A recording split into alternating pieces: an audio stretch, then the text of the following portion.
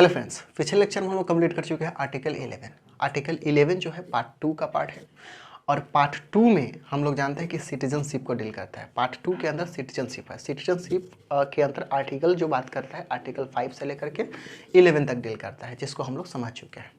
अब हम लोग आगे बढ़ रहे हैं पार्ट 3 के ऊपर। पार्ट 3 जो शुरू होता है आर्टिकल नंबर 12 से शुरू होता है और ये आर्टिकल नंबर 35 तक जाता है। तो याद रखिएगा, ये जो डील करता है फंडामेंटल राइट, मौलिक अधिकार की जो बात कर रहे हैं, मौलिक अधिकार डील करता है आर्टिकल नंबर 12 से लेकर के आर्टिकल 35, अनुच्छेद 12 से लेकर के अनुच्छेद 35 तक जाता है। अब देखिएगा, इसमें हम लोग लाइन से अगर समझे तो फर्स्ट हम लोग शुरू करेंगे आर्टिकल 12। आर्टिकल 12 एक्चुअली क्या कहता है, ठीक है, तो ये डिफिनीशन ऑफ स्टेट देता है। अब ये स्टेट कौन सा स्टेट, नॉर्मल जो हम लोग स्टेट जानते हैं यूपी बिहार, क्या वो है या फिर कोई अलग है, तो हम लोग उसी को समझने वाले हैं। तो चलिए शुरू करते हैं आज का लेक्चर। मैं हूं के काश्यप और प्यारा चैनल आपका IQ। चलिए, आर्टिकल 12 को समझने से पहले हम लोग, क्योंकि इसके अंदर पूरे स्टेट को डिफाइन किया गया है, और कौन सा स्टेट, तो हम लोग जानते हैं एरिया वाला स्टेट को नहीं, मतलब यूपी बिहार वाला स्टेट को डिफाइन नहीं किया गया है। स्टेट मतलब यहाँ पे जो डिफाइन किया है, अथॉरिटी को डिफाइन किया है, जो गवर्नमेंट के अंदर काम करता है उसको डिफाइन किया गया है। अब इसको डिफाइन करने का क्या मतलब रहा, हम लोग जानते हैं कि फंडामेंटल राइट जो होता है कोई भी उल्लंघन कर सकता है, तो हम लोग सुप्रीम कोर्ट में जाते हैं। तो सुप्रीम कोर्ट में जाते हैं तो हम लोग क्या करते हैं, एक रीट दायर करते हैं, और रीट जो दायर करते हैं वो अगेंस्ट होता है, स्टेट के अगेंस्ट ही दायर कर सकते हैं, ऐसे दायर नहीं कर सकते हैं। तो याद रखिए, रीट के केस में इंपॉर्टेंट हो जाता है कि स्टेट को जाने। क्या याद रखना है, रीट हमेशा किसके अगेंस्ट में, स्टेट के अगेंस्ट में ही डाला जाता है। अब यहाँ पे जो स्टेट की बात कर रहा हूँ, राज्य की बात नहीं कर रहा हूँ, यहाँ पे स्टेट जो होता है अथॉरिटी की बात कर रहा हूँ, जो गवर्नमेंट के अंदर, या तो सेंट्रल गवर्नमेंट के अंदर या स्टेट गवर्नमेंट के अंदर में काम कर रही है, उस पे नहीं किया, उसके अगेंस्ट ही किया जाता है। आप समझिएगा, तो हम लोग कोई भी रिट दायर करने जा रहे हैं तो उसके पहले हम लोग को समझ में ये आ जाना चाहिए कि स्टेट क्या होता है। तो स्टेट को डिफाइन जो किया गया है आर्टिकल 12 के अंदर किया गया है, डिफिनीशन ऑफ स्टेट, इतना याद रखिएगा। ऑब्जेक्टिव टाइप का अगर याद रखना है तो इतना याद रखते हैं तो बात बन जाती है कि आर्टिकल 12 के अंदर स्टेट को डिफाइन किया गया है, डिफिनीशन ऑफ स्टेट। अब देखिएगा, स्टेट के अंदर हम लोग बात करें तो ये दो तरह के अथॉरिटी इसके अंदर काम करते हैं। एक तो यूनियन होता है, दूसरा स्टेट होता है ना। यूनियन मतलब संघ और दूसरा राज्य होता है। तो याद रखिएगा, ये है आपका संघ और ये है आपका राज्य। अब समझिएगा, राज्य के अंदर भी तीन तरह के कहते हैं अथॉरिटी काम कर रही होती है, ठीक है। एक होता है लेजिस्लेटिव, दूसरा होता है एक्सिक्यूटिव और तीसरा होता है जुडिशियरी। याद रखिएगा फिर से, यूनियन के अंदर में तीन बॉडी काम कर रहा होता है। एक होता है लेजिस्लेचर, दूसरा होता है एक्सिक्यूटिव और तीसरा होता है जुडिशियरी। जो यूनियन गवर्नमेंट के अंदर जितना अथॉरिटी काम करती है उतना ही स्टेट लेवल पे भी काम करती है। तो जैसे कि हम लोग जानते हैं कि स्टेट लेवल पे भी लेजिस्लेचर होगा, एक्सिक्यूटिव होगा और जुडिशियरी होगा। यहाँ पे देखिएगा, जुडिशियरी जो होता है इंडिपेंडेंट होता है। जुडिशियरी मतलब न्यायपालिका।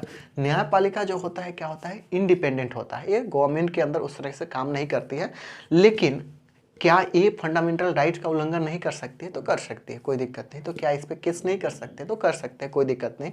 लेकिन यहाँ पे देखना होगा कि ये जुडिशियरी जो है किस तरह का काम कर रहा है, क्या किसी गवर्नमेंटल काम को कर रहा है या फिर ये नॉर्मल एग्जामिनेशन वगैरह करा रहा है। अगर एग्जामिनेशन वगैरह करा रहा है तो फिर वहाँ पे ये फंडामेंटल इसके ऊपर रिट दायर नहीं किया जा सकता। हम लोग इसको समझेंगे। पहला समझिएगा कि स्टेट जो बात कर रहे हैं हम लोग, यूनियन स्टेट की बात कर रहे हैं, दूसरा स्टेट की बात कर रहे हैं। यूनियन मतलब संघ की बात कर रहे हैं, उसके अंदर में स्टेट की बात कर रहे हैं। इसके यूनियन के अंदर में तीन बॉडी काम करता है, जिसको एक को यहाँ लिखा हूँ, ये अलग सिग्निफिकेंट है। तो दो बॉडी को आपको याद रखना है, यूनियन लेजिस्लेचर और यूनियन एक्सिक्यूटिव। मतलब यहाँ पे लेजिस्लेचर मतलब होता है विधायिका और एक्सिक्यूटिव मतलब होता है कार्यपालिका, ठीक है। अब समझिएगा, यूनियन लेजिस्लेचर के अंदर में कौन आता है, तो प्रेसिडेंट, लोकसभा और राज्यसभा आता है, ठीक है। अब यहाँ देखिएगा, स्टेट का डिफिनीशन यहाँ से चेंज हो गया ना। आप समझ पा रहे हैं कि स्टेट का यहाँ का मीनिंग क्या है, ठीक है। यहाँ स्टेट का मीनिंग क्या है, यूपी और बिहार ये वाला स्टेट नहीं है। यहाँ पे देखिए, स्टेट की बात कर रहा है प्रेसिडेंट, लोकसभा, राज्यसभा, कुछ ऐसा बात कर रहा है। तो याद रखिए, लेजिस्लेचर और एक्सिक्यूटिव जो होता है वही क्या होता है, आपका स्टेट होता है। अब इसमें देखिएगा, स्टेट लेजिस्लेचर भी होगा और स्टेट एक्सिक्यूटिव भी होगा, मतलब विधायिका होगा और कार्यपालिका होगा। अब इतना याद रखिए, यूनियन एक्सिक्यूटिव के अंदर में कौन होता है, तो प्रेसिडेंट होता है, वाइस प्रेसिडेंट होता है और council of minister with PM होता है। इतना याद रखिए, पूरे स्टेट को हम लोग क्या कर रहे हैं, दो पार्ट में लेकर के जा रहे हैं। यहाँ पे जो स्टेट है उसको दो पार्ट में डिवाइड कर रहे हैं। एक यूनियन होगा मतलब संघ, और दूसरा होगा स्टेट मतलब राज्य होगा। अब देखिएगा, यूनियन लेवल पे जो काम करता है, तीन बॉडी काम करता है, जैसे कि बताया मैं, लेजिस्लेचर, एग्जीक्यूटिव और जुडिशियरी, मतलब कार्यपालिका, न्यायपालिका और कौन सा, विधायिका। तीन तरह के लोग काम करते हैं। वही तीन तरह के बॉडी जो होता है स्टेट लेवल पर भी होता है। कौन सा, तो स्टेट लेजिस्लेचर, स्टेट एग्जीक्यूटिव और स्टेट जुडिशियरी, जैसे हाई कोर्ट ये वगैरह हम लोग जानते हैं। अब हम लोग याद रख लिए कि यूनियन लेजिस्लेचर के अंदर में कौन आता है, तो यूनियन लेजिस्लेचर के अंदर प्रेसिडेंट आते हैं, ठीक है। यूनियन लेजिस्लेचर के अंदर कौन आता है, प्रेसिडेंट आते हैं, लोकसभा आता है और राज्यसभा आता है, इतना ही आता है, ठीक है। उसके बाद यूनियन एग्जीक्यूटिव के अंदर में कौन आता है, तो प्रेसिडेंट आता है, वाइस प्रेसिडेंट आता है, काउंसिल ऑफ मिनिस्टर और साथ में पीएम भी इसमें शामिल होता है। कौन सा, यूनियन एग्जीक्यूटिव के अंदर में। उसी तरह स्टेट लेवल पे हम लोग बात करें तो स्टेट लेजिस्लेचर में होता है गवर्नर, लेजिस्लेटिव असेंबली और लेजिस्लेटिव काउंसिल, है ना, विधानसभा और विधान परिषद। स्टेट एग्जीक्यूटिव में कौन होता है, तो गवर्नर होता है और council of minister with CM होता है। तो याद रखना भी सिंपल है। तो ये होता है आपका नॉर्मल सा स्टेट की बात कर रहे हैं, तो ये होता है आपका कॉन्शियस स्टेट। आप समझिएगा, इसी चीज़ को उतना जो लेंदी करके समझाई हूँ यहाँ पे समझ लीजिए उसी चीज़ को। क्या मैं बताना चाह रहा हूँ कि डिफिनीशन ऑफ स्टेट, तो स्टेट कौन होगा, तो स्टेट होगा गवर्नमेंट एंड पार्लियामेंट। पार्लियामेंट के अंदर हम लोग जानते हैं कि लोकसभा भी आता है, क्या आता है, लोकसभा और राज्यसभा इसके अंतर्गत आता है। दूसरे नंबर में गवर्नमेंट और लेजिस्लेचर ऑफ स्टेट। अब इसके अंदर में, लेजिस्लेचर के अंदर में हम लोग जानते हैं लेजिस्लेटिव असेंबली और लेजिस्लेटिव काउंसिल आ जाता है, ठीक है। और याद रखिएगा इसके अंदर जो शामिल है कौन सा, एक गवर्नर, और ऊपर वाले में कौन शामिल है, प्रेसिडेंट। ऑल लोकल अथॉरिटी, अब देखिएगा यहाँ लोकल अथॉरिटी को भी क्या कहा गया है, ए स्टेट कहा गया है। लोकल अथॉरिटी कैसे, जैसा कि म्यूनसिपालिटीज जानते हैं, पंचायत जानते हैं, उसके अंदर जाइएगा फिर हम लोग विलेज बोर्ड बोलते हैं, डिस्ट्रिक्ट बोर्ड बोलते हैं, ये सब जो होता है ये कहलाता है लोकल कॉन्सियस अथॉरिटी। अब ये हो गया आपका स्टेट, ये भी क्या है, स्टेट, ये सब भी स्टेट है, ये भी स्टेट। यहाँ पे एक है अदर अथॉरिटी। अदर अथॉरिटी का स्पेशल कोई डिफिनीशन नहीं मिलता है, लेकिन अदर अथॉरिटी के अंदर में हम लोग ले लें LIC, ONGC, ये सब जो होता है कौन सा, अदर अथॉरिटी के अंदर में आता है। यहाँ पे देखिएगा इसी पॉइंट को यहाँ पे अब थोड़ा सा अच्छी तरह से लिखा हो, क्या लोकल अथॉरिटी जो है ये डिफाइन किया गया है सेक्शन 3 के 35 सबसेट के अंदर में of the general clause act 1897 के अंदर, 1897 के अंदर।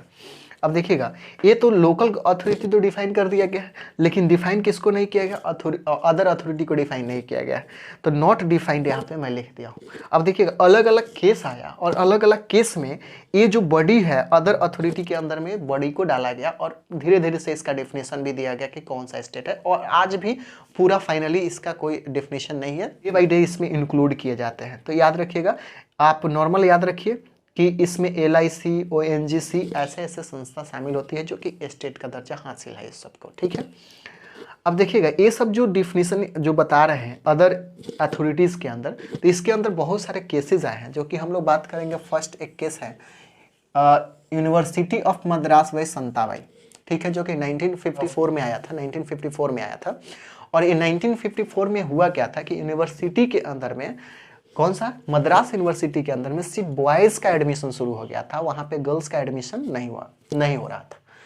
संताबाई को बुरा लगा इस बात को, क्योंकि आर्टिकल 15 पढ़ी थी। आर्टिकल 15 क्या कहता है, आर्टिकल 15 कहता है कि भाई प्रोहिबिशन ऑफ डिस्क्रिमिनेशन, किसके बेस पे, तो सेक्स के बेस पे, कास्ट के बेस पे, रिलीजन के बेस पे, इस सब के बेस पे आप कौन से डिस्क्रिमिनेट नहीं कर सकते हो, इसमें भेदभाव नहीं कर सकते हो।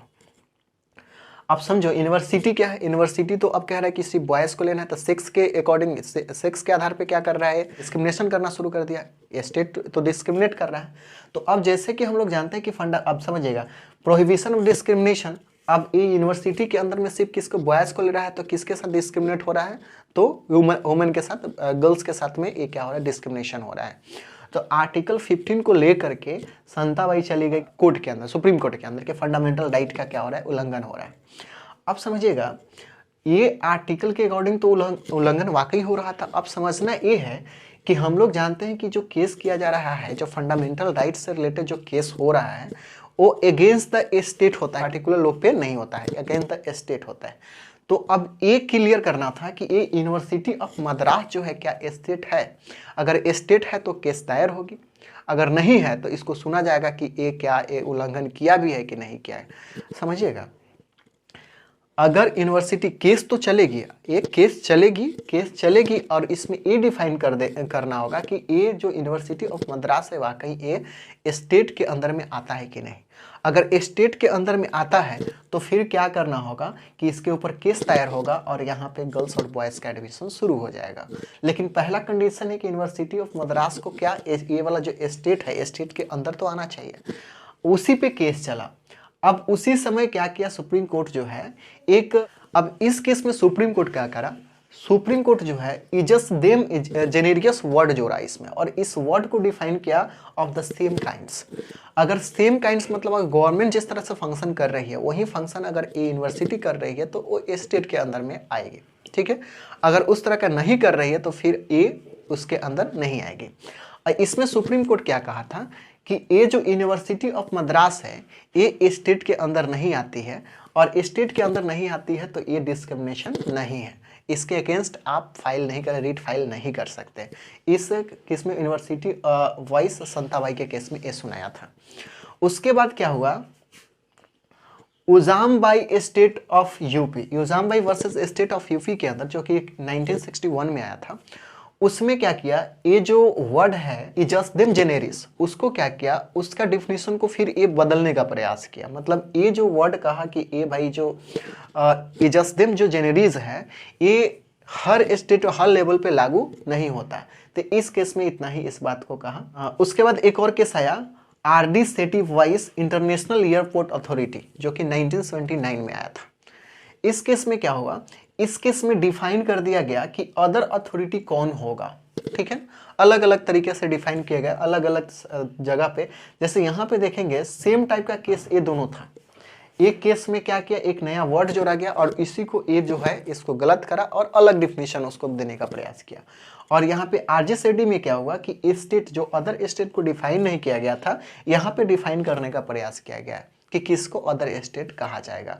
और इसी के अकॉर्डिंग बहुत सारे आगे चल करके इस अदर अथॉरिटी के अंदर में शामिल किए गए और उसका बेस बना दिया गया किसके अकॉर्डिंग, आरडी सेठी वाइस इंटरनेशनल एयरपोर्ट अथॉरिटी के अकॉर्डिंग। तो ये सारी कहानी केसेस थी जो कि 12 में डील करती है। तो ये कहानी है आपको समझ में आनी चाहिए। बेसिक रूप से अगर याद करें आर्टिकल 12 क्या करता है तो याद रखिए डिफिनेशन ऑफ द स्टेट देता है, ठीक है। और स्टेट कौन कौन सा है तो ये सारी कहानी है स्टेट का, तो ऐसे आप याद रख सकते हैं और कुछ खास इसके अंदर नहीं है। इसके बाद हम लोग बात करने वाले हैं आर्टिकल 13 के बारे में। आर्टिकल 13 एक्चुअली क्या कहता है उसको अच्छी तरह से समझने का प्रयास करेंगे। इसमें इतना ही, फिर मिलते हैं नेक्स्ट वीडियो में। जब तक एंजॉय करें और पढ़ाई करें।